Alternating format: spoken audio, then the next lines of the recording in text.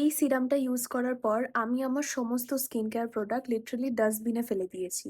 কারণ না আমি কোনো টোনার ইউজ করছি আমার ওপেন পোরস এর জন্য, না কোনো অ্যাকনে স্কারস এর জন্য কোনো অ্যাকনে ক্রিম ইউজ করছি, না কোনো গ্লোয়িং ময়েশ্চারাইজার ইউজ করছি।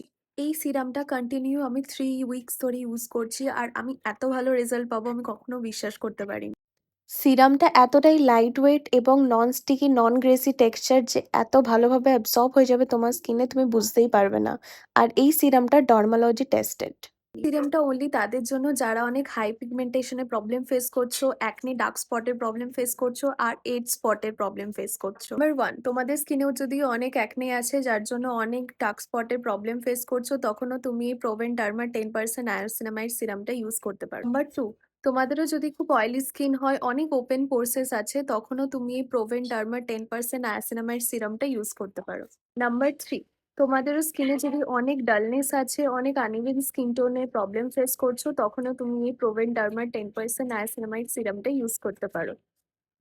নাম্বার 4, আর তোমরাও যদি আমার মতো এরকম গ্লোয়িং অ্যান্ড ক্লিন স্কিন পেতে চাও, তখনও তুমি এই প্রোভেন ডার্মার 10% নায়াসিনামাইড সিরামটা ডেফিনেটলি ইউজ করতে পারো। অবশ্যই কমেন্ট করে দিও আমার মতো গ্লোয়িং স্কিন পাওয়ার জন্য।